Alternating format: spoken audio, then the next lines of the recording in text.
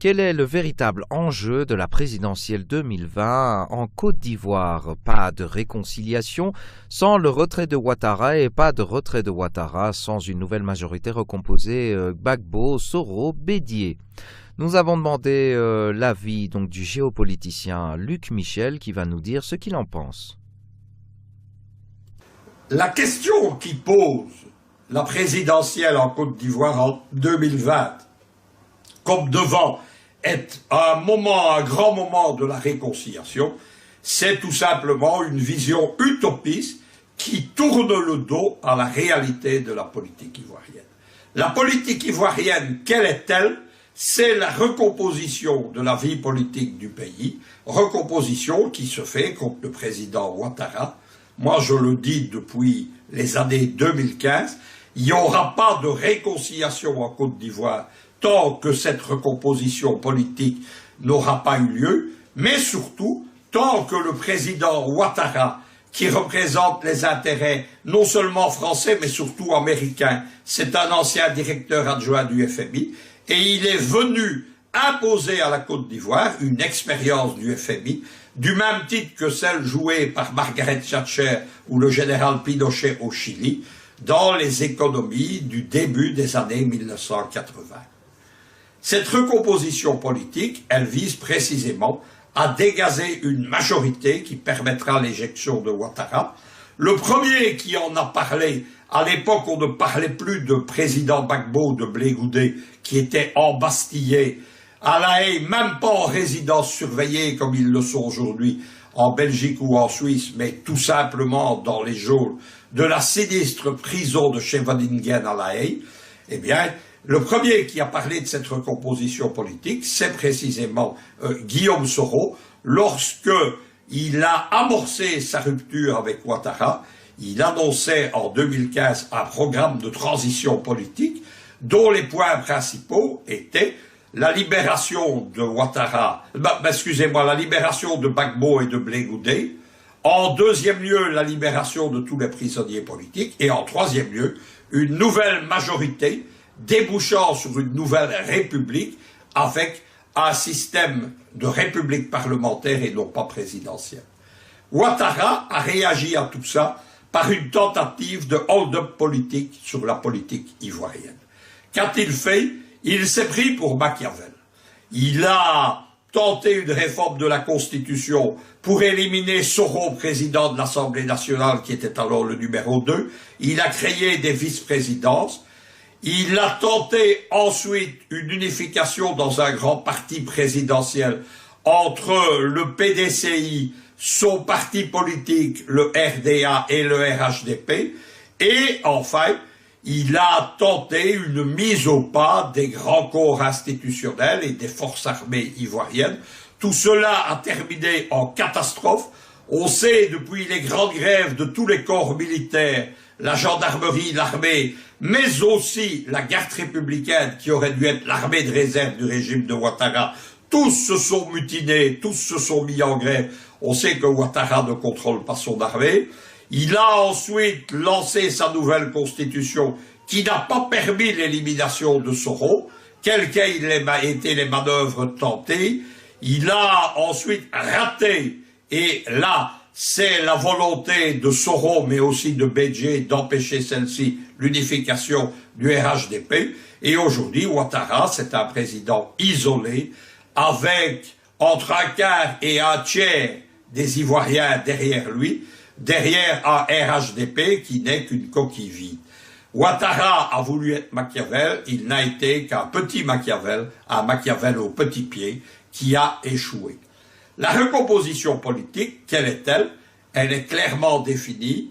Il faut unifier les forces qui sont derrière Gbagbo et Blé Goudé, et c'est la raison pour laquelle il y a eu toute cette manœuvre autour de leur fausse libération et de leur placement en libération conditionnelle. Et moi, sans refroidir les ardeurs des Africains, je voudrais quand même vous soutenir qu'un procès en appel est prévu et qu'il est bien connu à la CPI qui ne respecte pas les usages des tribunaux, de tous les autres tribunaux de la planète, qu'on voit de véritables virages à 180 degrés, des tournants dans la procédure, d'un procès en première instance à un procès en appel. Rappelez-vous de Bemba, lourdement condamné en première instance, acquitté sur ordre politique de Washington et des Français quelques mois plus tard à La Haye. L'inverse aussi est possible. Il y a des gens, notamment dans l'entourage de Ouattara, qui évoquent une toujours possible condamnation de Gbagbo. Tout ceci, je le précise, n'a rien à voir avec la justice. Ce sont des manipulations politiques d'une CPI qui est un organe docile aux mains de la politique occidentale. Et Donald Trump et Bolton rappellent régulièrement à Mme Bensouda que cette docilité, si elle n'est pas suivie, elle aura un prix qui sera la mort politique de la procureure générale de la CPI. La recomposition politique, ce sont donc les forces de Gbagbo et Blé Goudé. Ce sont donc les forces de Guillaume Soro qui a totalement rompu avec Ouattara et qui est aujourd'hui le candidat ciblé par les États-Unis et l'OTAN. Il y a depuis 2016 toute une série de manœuvres politiques également menées autour de la CPI ou de la justice française contre lui. Il y a enfin les forces de Konan Bédié. Konan Bédié qui est celui qui a rendu possible la victoire de Ouattara lors de son premier mandat. Aujourd'hui, ils sont fâchés. Bédié est aujourd'hui très proche de Guillaume Soro, qu'il a quasiment adoubé comme son successeur. C'est l'accord de ces trois forces politiques qui va dégager une majorité très importante, au moins de l'ordre de 70-75%, une majorité anti-Ouattara. Il s'agira alors pour cette majorité de choisir un candidat à la présidentielle de 2020, parce que bien entendu, si tous ces gens vont en ordre dispersé à la présidentielle, un candidat du parti de Gbagbo et de Blé Goudé ayant précisé qu'il ne serait pas candidat contre Gbagbo tant que celui-ci aurait des ambitions politiques. Une candidature de Guillaume Soro, une candidature de Bédié ou d'un candidat de son parti, c'est ouvrir la voie à une réélection de Ouattara, bien entendu. Et ça, c'est quelque chose qui est impensable pour ceux qui veulent le changement en Côte d'Ivoire. Il faudra une nouvelle majorité, il faudra un président, un candidat à la présidence désigné, il faudra une campagne anti-Ouattara de ses forces, et sans doute, comme le proposait le programme de transition de 2015, il faudra à ce moment-là changer à nouveau la constitution ivoirienne, faire de la Côte d'Ivoire, puisque le système présidentiel n'a pas marché, un système qui sera ce qu'on appelle une république d'assemblée parlementaire.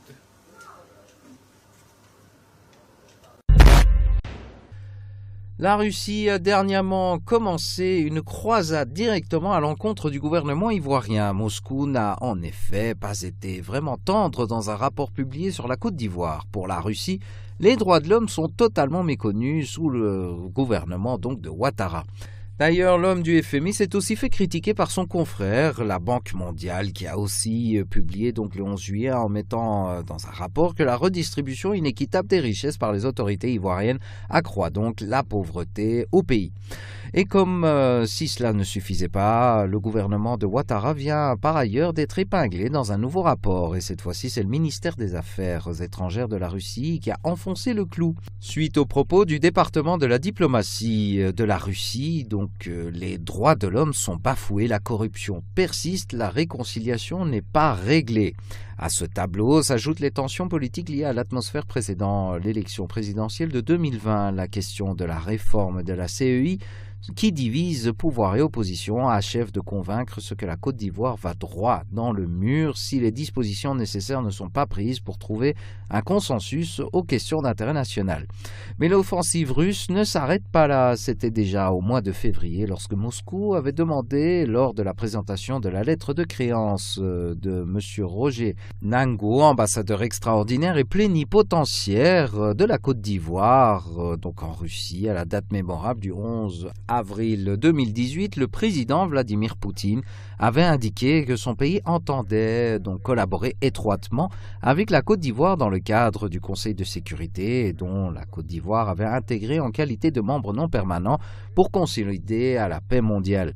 Notons que la Côte d'Ivoire et la Russie entretiennent déjà des rapports de coopération, notamment dans les domaines commercial et économique, mais comme l'a si bien rappelé le diplomate ivoirien, mais la Russie veut faire évoluer cette coopération pour devenir surtout militaire. Dernièrement, il y a eu la visite de 2 grandes personnalités ivoiriennes de la Russie, donc Mamadou Koulibaly, président de la Liberté et de démocratie pour la République, ou leader, et donc Jean-Louis Billon, secrétaire exécutif du PDCI RDA, chargé de la communication et de l'information, ils sont venus à Moscou par invitation du président de la Douma, Vyacheslav Volodin. Après cette visite lors de sa tribune, donc ce jeudi 11 juillet, Mamadou Koulibaly est d'ailleurs revenu sur la future monnaie de la CEDEAO, tout en critiquant le président ivoirien. Il a affirmé que les autorités françaises ont toujours fait savoir aux Africains que ce n'était pas à elles de prendre la décision, mais plutôt aux Africains. Qu'à la limite, un changement de nom, si c'est ce qu'on veut, pourquoi pas ? Et nous avons pensé qu'avec la CEDEAO, à travers l'intégration monétaire sous-régionale, on pourrait se débarrasser du franc CFA et instaurer donc une monnaie commune, facteur d'intégration monétaire, d'intégration politique et commerciale de ces 15 pays d'Afrique de l'Ouest. Et puis il y a eu un sommet qui devait donc nous assurer sur la question, mais le sommet s'est terminé sans qu'on nous dise clairement quelles étaient les dernières décisions. Il a été dit simplement que c'est en 2020 que le calendrier sera tenu. Le président Ouattara arrive à Paris, nous explique qu'aucune monnaie ne sera sacrifiée, le CFA va s'appeler ECO, et que les pays qui sont prêts vont y entrer tout de suite. Et ceux qui ne sont pas prêts vont venir. D'ailleurs, ceux qui sont prêts sont les pays de l'UMOA, les pays du CFA, eux sont déjà prêts et donc vont commencer. On va juste changer l'appellation de CFA, on va l'appeler ECO et plus tard les autres vont intégrer. Et donc aucune monnaie ne sera sacrifiée. Voici les propos qu'ont rapportés donc Mamadou Koulibaly, donc les propos donc d'Alassane Ouattara à la sortie de sa réunion avec Emmanuel Macron à Paris. Sans oublier aussi avec tout ça qu'une photo entre le président russe Vladimir Poutine et l'opposant du président ivoirien Alassane Ouattara, donc Guillaume Soro, a créé de nombreuses polémiques aussi. Cette offensive russe, en gros, viendrait contrer les influences occidentales en Côte d'Ivoire, ce qui permettrait de rétablir un certain équilibre compte tenu de l'invasion massive des navires militaires occidentaux dans le golfe de Guinée. En Côte d'Ivoire, pourquoi est-ce que les fameuses écoles régionales contre le terrorisme ne sont toujours pas mises en route? C'est ce qui inquiète le président français Macron et c'est ce qui a été évoqué au cours de ses récents entretiens avec son homologue ivoirien à l'Élysée.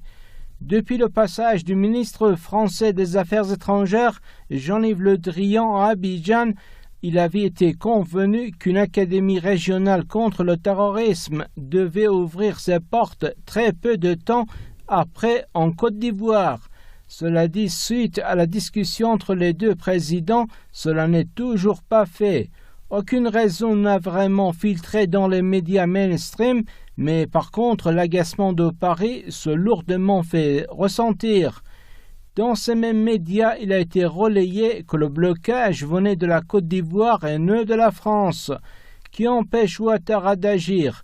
On se le demande. On se rappelle en effet cette vaste mutinerie en 2017 dans les rangs de l'armée ivoirienne qui a poussé le président et par son intermédiaire la France à vouloir dégraisser l'armée ivoirienne, laquelle est définitivement marquée par les frappes françaises contre ces éléments en 2009. Cette académie de mercenaires est importante pour la France. Depuis sa perte de terrain au Niger, au Cameroun, son enlisement au Mali, ses déboires au Tchad et la mort de ses forces spéciales au Burkina, Paris est inquiet et veut préserver ses assises en Côte d'Ivoire où le partenaire américain avance lentement mais sûrement ses pions. Ces académies militaires seront comme une empreinte de Paris. Et puis c'est à travers ces mêmes écoles que la France compte sans doute apprivoiser une armée ivoirienne qui reste indocile, et ce malgré tous les efforts militaires français. Car contrairement à l'armée nationale, cette école est destinée à produire des mercenaires, serait entièrement dirigée par Paris et non par l'État ivoirien. En effet, l'armée nationale est divisée entre les officiers militaires qui sont contre la présence étrangère dans le pays et qui se remémorent l'époque de Gbagbo, et puis ceux qui sont derrière Ouattara. Mais même les ouattaristes ne veulent que la France commande leur armée nationale, sinon les écoles militaires Made in France auraient ouvert bien plus tôt leurs portes. Bref, le constat d'échec est total. Au bout de nombreuses purges, avec entre autres des prétextes comme l'ivoirité, après de multiples changements à la tête de l'armée, émaillés par des concessions comme la hausse de salaire, l'armée ivoirienne n'est toujours pas docile, signe que les choses commencent réellement à compliquer pour Paris.